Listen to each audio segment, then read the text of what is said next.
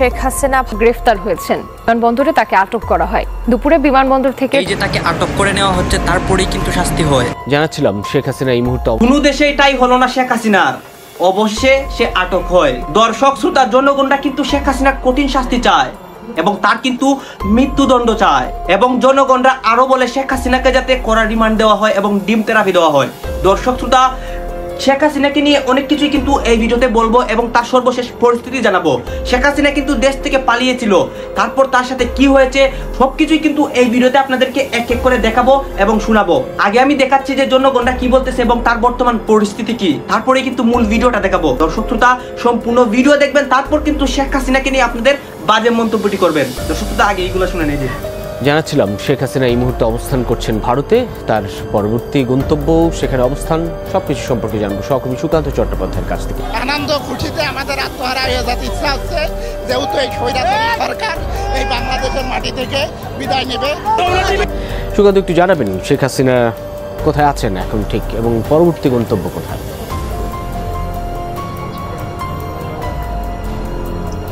দেখুন রবিন, প্রথমে বলে রাখি যে ভারতীয় সময় 5:36 নাগাদ কিন্তু তিনি গাজিয়াবাদের যে এয়ার বেস রয়েছে অর্থাৎ সেনাবাহিনী, সেখানে তিনি অবতরণ করেন এবং সেখান থেকে তাকে কিন্তু লন্ডনের উদ্দেশ্যে রওনা করে দেয় ভারতীয় সেনাবাহিনী তাদের বিশেষ নিরাপত্তা বলয়ের মধ্যে দিয়ে।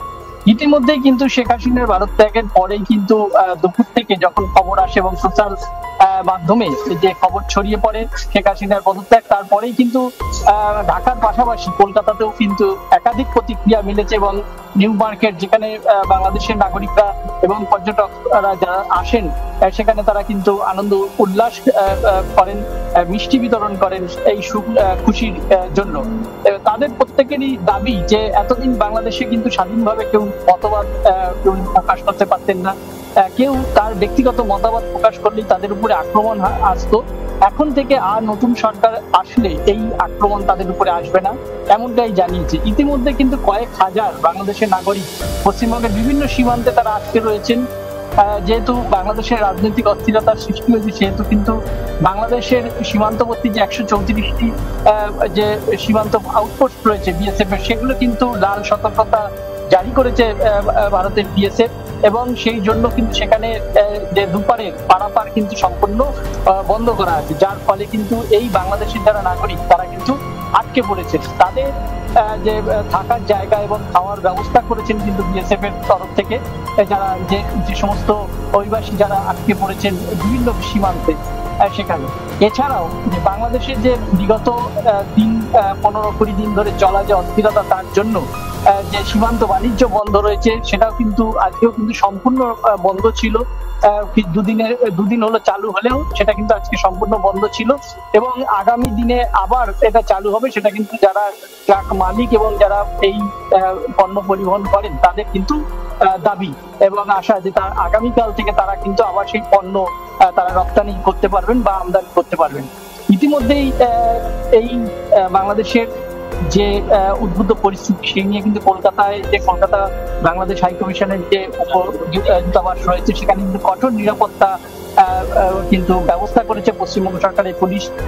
এছাড়াও মমতা বন্দ্যোপাধ্যায় পশ্চিমবঙ্গের মুখ্যমন্ত্রী, তিনি আজকে বিধানসভার বাইরে এসে বাংলাদেশের এই উদ্বুদ্ধ পরিস্থিতি নিয়ে কিন্তু পশ্চিমবঙ্গবাসীকে সতর্ক করেন এবং কোনো সামাজিক মাধ্যমে যাতে কেউ কোনো মন্তব্য না করেন সেদিক থেকেও কিন্তু প্রশাসনিকভাবে ইতিমধ্যেই তিনি নির্দেশিকা পাঠিয়েছেন যেন কোনো নাগরিক এই যে উদ্বুদ্ধ পরিস্থিতি নিয়ে কোনো রকম মন্তব্য না করেন এবং প্ররোচনাদি উত্তেজনা সৃষ্টি না করেন।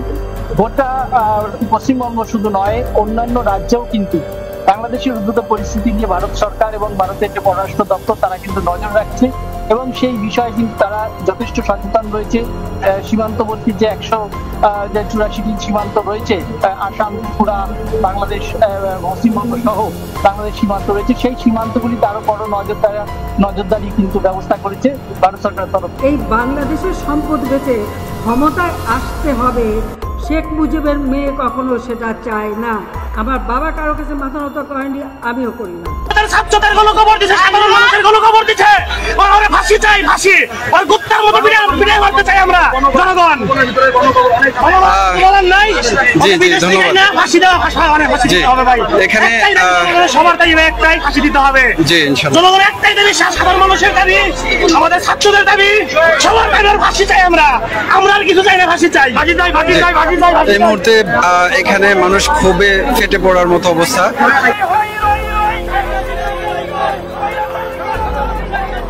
আচ্ছা, বাহ, খুব সুন্দর। আমরা যেমনটা দেখছি, আমি একটু গণভবনের দিকে আগাই, যারা এই মুহূর্তে আপনারা লাইভে সংযুক্ত রয়েছেন। এই যে ভাইয়া, ঠিক আছে ভাইয়া,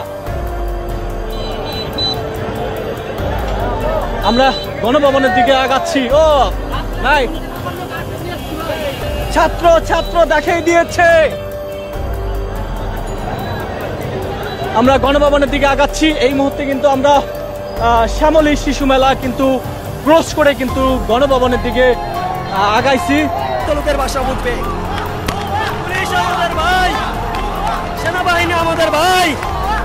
আজকের এই আন্দোলনে আপনাদেরও সন্তান আছে, পুলিশের সন্তান আছে, সেনাবাহিনীর সন্তান আছে। গণভবন থেকে এক ভাই বদনা পর্যন্ত নিয়ে আসছে, বদনাটাও নিয়ে আইছে। বদনা যে সে বদনা না, গণভবনের বদনা বলে কথা। গণভবন এই যে দিক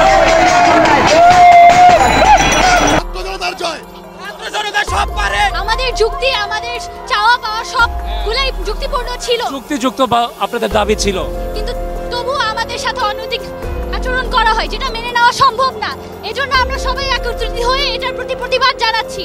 এবং আপনি প্রতিবাদ জানিয়েছেন, আপনার বাবার সঙ্গে আছে। আপনার কি মনে হয় মেয়ের বিজয়? একমত, সহমত। এটা তারা বিজয়ী হবে, দেশবাসী বিজয় হবে, জনতার বিজয়, জাস্টিস, মার্চ ফর জাস্টিস। আজকে লং মার্চ সফল হোক। আমরা নিশ্চিত হই যে উনি পদত্যাগ করেছেন, পদত্যাগ করলেই হবে না, তারপর ওনার বিচার হতে হবে। এরপরে দাবি হবে ওনার বিচার। উনি একজন গণহত্যার আসামি, ওনার বিচার আমরা চাই, ওনার বিচার হোক, তারপর আমরা মানবো, তাকে মানবো না। চূড়ান্ত দাবি আমাদের সমন্বয় থেকে না আসা পর্যন্ত আমরা রাজপথ ছাড়বো না, ইনশাআল্লাহ। আন্দোলন চলবে। শিক্ষার্থীদের কথাই আমি জানবো, বেশি শিক্ষার্থীদের কথা শুনবো। এখানে সেনাবাহিনী আমাদেরকে খুব যথেষ্ট বিনয় দেখাচ্ছে, সেনাবাহিনীদেরকে আমরা ধন্যবাদ জানাই। স্যালুট।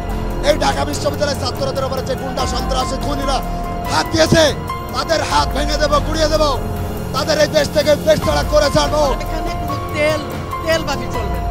স্বৈরাচার স্বাধীন বাংলাদেশ এবং অন্যায় অবিচারের বিরুদ্ধে আমরা একজন ভালো নেতা আসতে হবে। জামাত বুঝি না, বিএনপি বুঝি না, একজন ভালো রাষ্ট্রনায়ক চাই আমরা, ভালো রাষ্ট্রনায়ক। এবং সেক্ষেত্রে তাহলে আপনি যেহেতু বললেন কোনো রাজনীতি বোঝেন না, আপনি একজন ভালো রাষ্ট্রনায়ক চাচ্ছেন, নেতৃত্ব চাচ্ছেন, এবং এই অভাবটা তো আমাদের দীর্ঘদিনের। জি, অবশ্যই এটা এখন আমাদের খুঁজে বের করতে হবে কে ভালো। দর্শক শ্রোতা, আপনারা তো দেখলেন তার বর্তমান পরিস্থিতি এবং কিভাবে দেশ থেকে এক এক করে নেতা কর্মীরা বিদায় হচ্ছে এবং তারা কিভাবে অন্য দেশে যাওয়ার চেষ্টা করেছে এবং তারা কিভাবে গ্রেপ্তার হচ্ছে। দর্শক শ্রোতা, এইগুলা দেখে আপনাদের কি মনে হচ্ছে এবং শেখ হাসিনাকে কি আপনারা খুব শীঘ্রই সামনে দেখতে চান নাকি চান না, এই বিষয়ে কিন্তু আপনারা একটা হলো কমেন্ট বক্সে কমেন্ট করবেন এবং আপনাদের কাছে আমার একটা রিকোয়েস্ট থাকবে, আমার চ্যানেলটি সাবস্ক্রাইব করবেন।